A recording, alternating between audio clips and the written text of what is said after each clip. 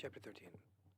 And Terah took his son Abram and his grandson Lot, the son of Haran, and Sarai his daughter-in-law, the wife of his son Abram, and all the souls of his household, and went with them from Kasdim to go to the land of Canaan. And when they came as far as the land of Haran, they remained there, for it was exceedingly good land for pasture, and of sufficient extent for those who accompanied them. And the people of the land of Haran saw that Abram was good and upright with God and men, and that the Lord his God was with him. And some of the people of the land of Haran came and joined Abram. And he taught them the instruction of the Lord and his ways. And these men remained with Abram in his house, and they adhered to him. And Abram remained in the land 3 years. And at the expiration of 3 years, the Lord appeared to Abram and said to him, I am the Lord who brought thee forth from Kasdim, and delivered thee from the hands of thine enemies. And now, therefore, if thou wilt hearken to my voice, and keep my commandments, my statutes, and my laws, then I will cause thy enemies to fall before thee, and I will multiply thy seed like the stars of heaven. And I will send my blessings upon all the works of thy hands, and thou shalt lack nothing. Arise now, take thy wife and all belonging to thee, and go to the land of Canaan, and remain there. And I will there be unto thee for a God, and I will bless thee. And Abram rose and took his wife and all belongings to him. And he went to the land of Canaan, as the Lord had told him. And Abram was 50 years old when he went from Haran. And Abram came to the land of Canaan, and dwelt in the midst of the city. And he there pitched his tent amongst the children of Canaan, inhabitants of the land. And the Lord appeared to Abram when he came to the land of Canaan, and said to him, This is the land which I gave unto thee, and to thy seed after thee forever. And I will make thy seed like the stars of heaven. And I will give unto thee thy seed for an inheritance all the lands which thou seest. And Abram built an altar in a place where God had spoken to him, and Abram there called upon the name of the Lord. At that time, at the end of 3 years of Abram's dwelling in the land of Canaan, in that year Noah died, which was his 58th year of life of Abram. And all the days that Noah lived were 950 years, and he died. And Abram dwelt in the land of Canaan, he, his wife, and all his belongings to him, and all those who accompanied him, together with those that joined him from people of the land. But Nahor, Abram's brother, and Terah, his father, and Lot, the son of Haran, and all belongings to them dwelt in Haran. In the 5th year of Abram's dwelling in the land of Canaan, the people of Sodom and Gomorrah, and all the cities of the plain, revolted from the power of the Chedorlaomer, king of Elam.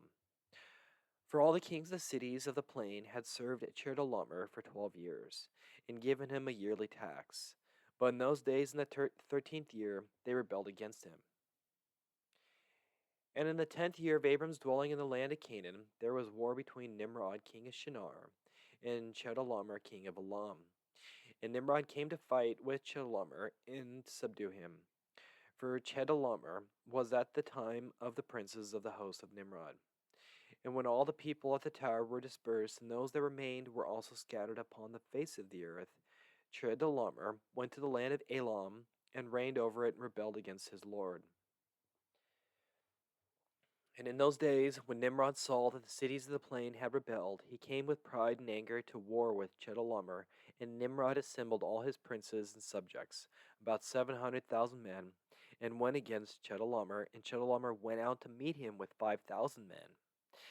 And they prepared for a battle in the valley of Babel, which is between Elam and Shinar.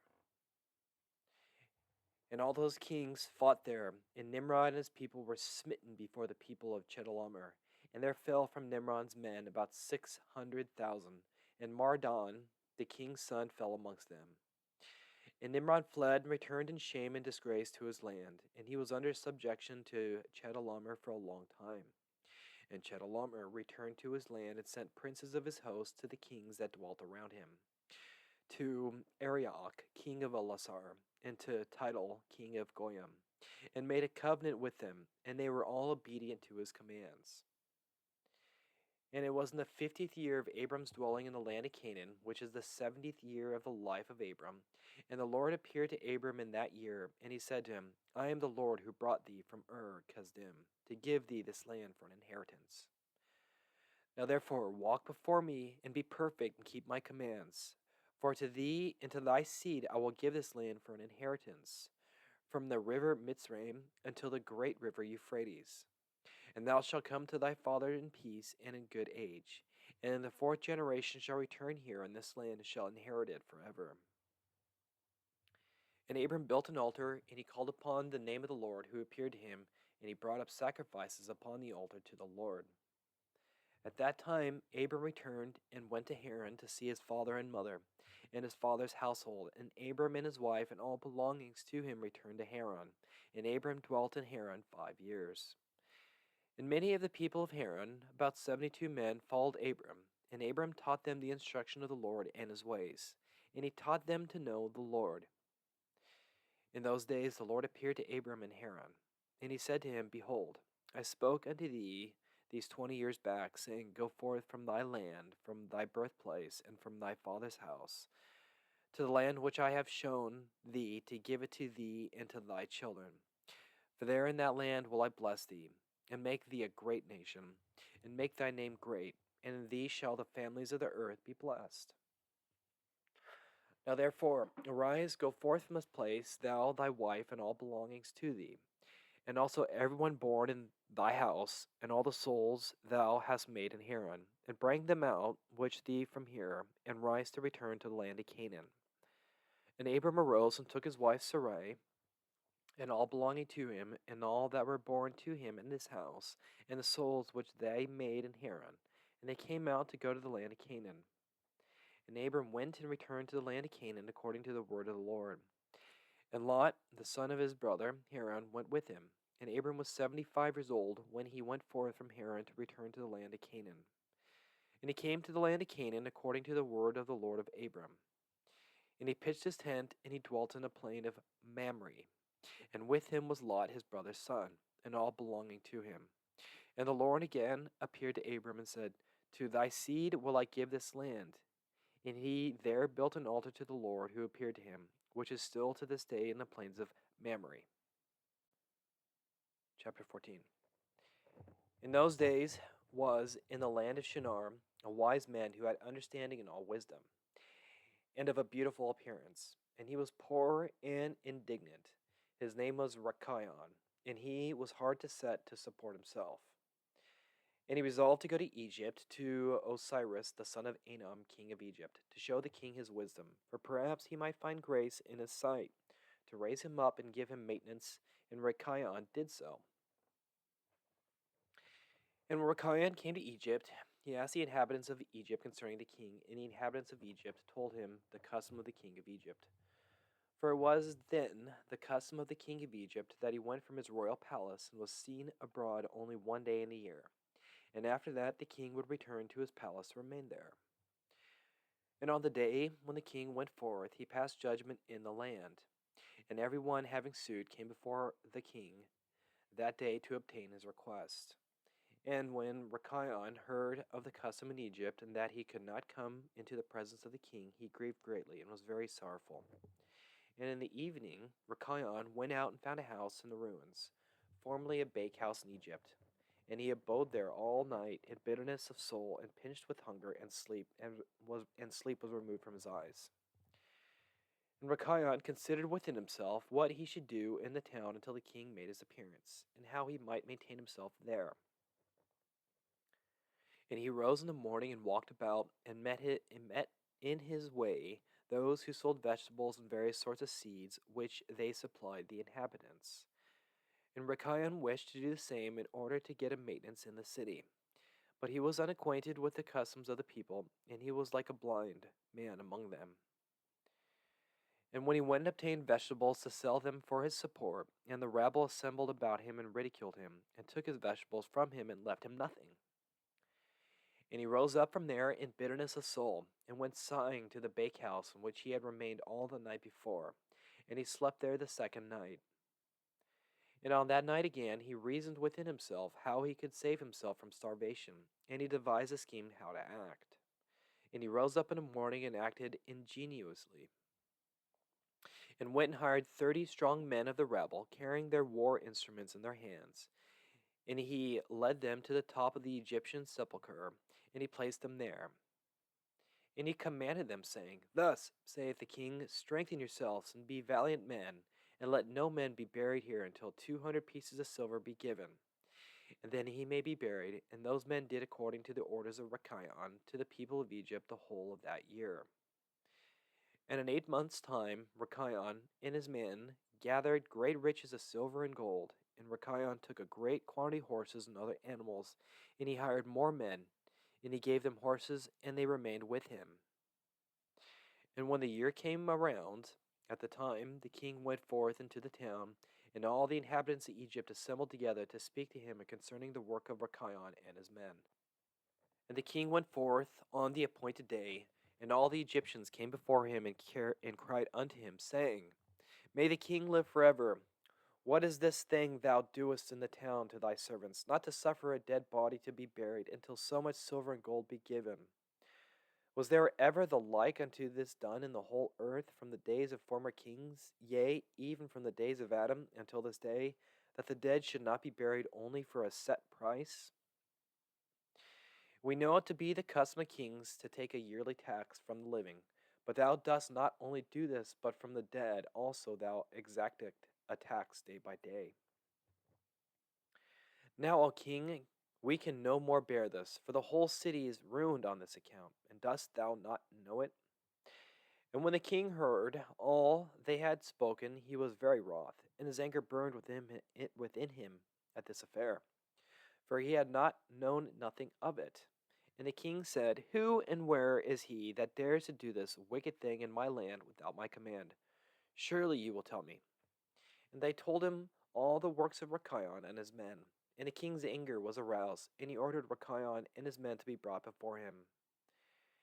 And Rachion took about 1,000 children, sons and daughters, and clothed them in silk and embroidery, and he set them upon horses and sent them to the king by means of his men. And he also took a great quantity of silver and gold and precious stones, and a strong and beautiful horse, as a present for the king, with which he came before the king, and he bowed down to the earth before him. And the king, his servants, and all the inhabitants of Egypt wondered at the work of Rachion. And they saw his riches, and the present that he had brought to the king. And it greatly pleased the king, and he wondered at it. And when Rachion sat before him, the king asked him concerning all his works. And Rachion spoke all the words wisely before the king, his servant, and all inhabitants of Egypt. And when the king heard the words of Rachion and his wisdom, Rachion found grace in his sight. And he met with grace and kindness from all the servants of the king and from all the inhabitants of Egypt, on account of his wisdom and excellent speeches. And from that time they loved him exceedingly. And the king answered and said to Rachion, Thy name shall no more be called Rachion, but Pharaoh shall be thy name, since thou didst exact a tax from the dead. And he called his name Pharaoh. And the king and his subjects loved Rachion for his wisdom, and they consulted with all the inhabitants of Egypt to make him perfect prefect under the king. And all the inhabitants of Egypt and his wise men did so. And it was made a new law in Egypt. And they made Rachion, Pharaoh, perfect prefect under Osiris, king of Egypt. And Rachion, Pharaoh, governed over Egypt daily, administering justice to the whole city. But Osiris the king would judge the people of the land one day in the year, when he went out to make his appearance. And Rachion, Pharaoh, cunningly usurped the government of Egypt, and he exacted a tax from all inhabitants of Egypt. And all the inhabitants of Egypt greatly loved Rachion, Pharaoh. And they made a decree to call every king that should reign over them and their seed in Egypt Pharaoh. Therefore all the kings that reigned in Egypt from that time forward were called Pharaoh until this day. Chapter 15. And in that year there was a heavy famine throughout the land of Canaan, and the inhabitants of the land could not remain on account of the famine, for it was grievous. And Abram and all belonging to him rose and went down to Egypt on account of the famine. And when they were at the brook Mitzraim, they remained there some time to rest from the fatigue of the road. And Abram and Sarai were walking at the border of the brook Mitzraim. And Abram beheld his wife Sarai, that she was very beautiful. And Abram said to his wife Sarai, Since God has created thee with such a beautiful countenance, I am afraid of the Egyptians, lest they should slay me and take thee away. For the fear of God is not in these places. Surely then thou shalt do this. Say thou art my sister to all they may ask thee, in order that it may be well with me, and that we may live and not be put to death. And Abram commanded the same to all those that came with him to Egypt on account of the famine. Also his nephew Lot he commanded, saying, If the Egyptians ask thee concerning Sarai, say she is a sister of Abram. And yet with all these orders Abram did not put confidence in them, but he took Sarai and placed her in a chest and concealed it amongst their vessels. For Abram was greatly concerned about Sarai on account of the wickedness of the Egyptians. And Abram and all belonging to him rose up from the brook Mitzrayim and came to Egypt, and they had scarcely entered the gates of the city when the guards stood up to them, saying, Give tithe to the king from what you have, and then you may come into the town. And Abram and those that were with him did so. And Abram with the people that were with him came to Egypt.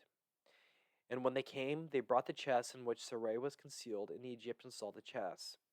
And the king's servants approached Abram, saying, What hast thou here in the chest, which we have not seen? Now open thou chest, and give thy tithe to the king for all that it contains. And Abram said, This chest I will not open, but all you demanded upon I will give. And Pharaoh's officers answered Abram, saying, It is a chest of precious stones. Give us the tenth of thereof. Abram said, All that you desire I will give, but you must not open the chest. And the king's officers pressed Abram, and he reached the chest and opened it with force. And they saw and beheld a beautiful woman in the chest. And when the officers of the king beheld Sarai, they were struck with admiration at her beauty. And all the princes and servants of Pharaoh assembled to see Sarai, for she was very beautiful.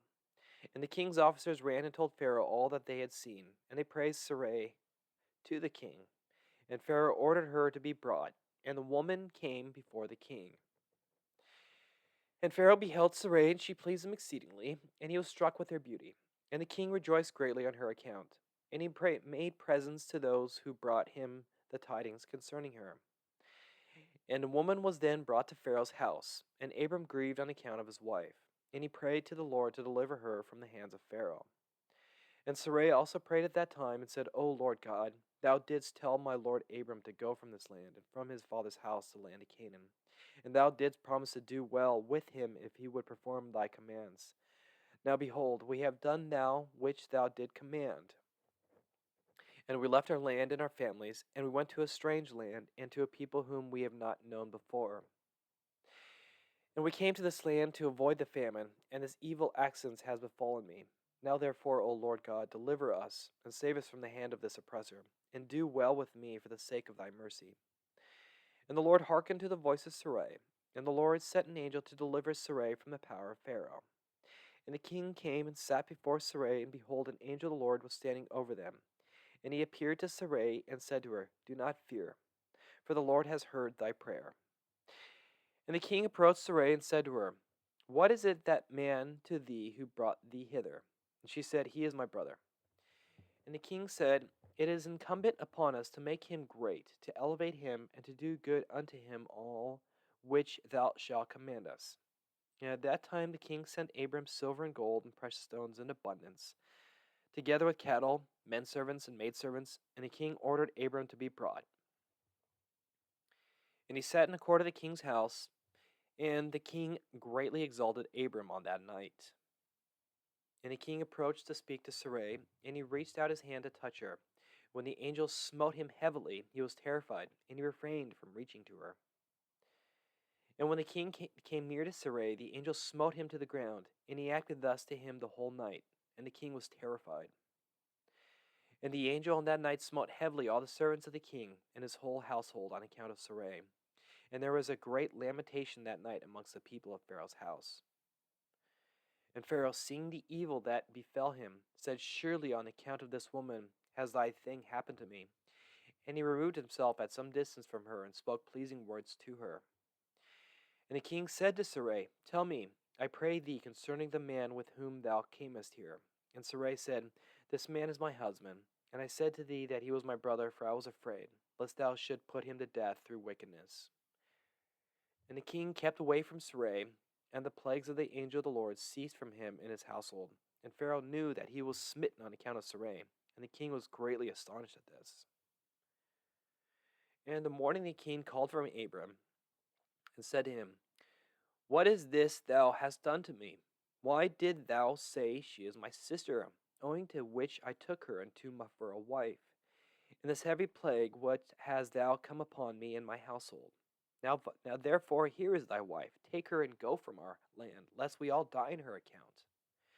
And Pharaoh took more cattle, maidservants, men servants, and silver and gold to give to Abram, and he returned unto him Sarai his wife.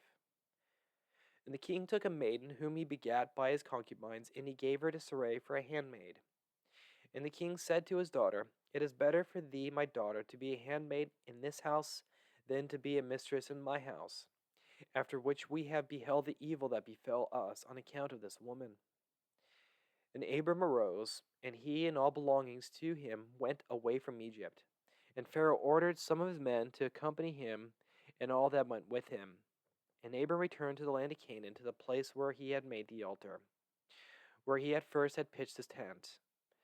And Lot the son of Haran, Abram's brother, had a heavy stock of cattle, flocks and herds and tents, for the Lord was bountiful to them on account of Abram. And when Abram was dwelling in the land, of the herdsmen of the Lot quarreled with the herdsmen of Abram, for their property was too great for them to remain together in the land. And the land could not bear them on account of their cattle. And when Abram's herdsmen went to feed their flock, they would not go into the fields of the people of the land. But the cattle of Lot's herdsmen did otherwise, for they were suffered to feed in the fields of the people of the land.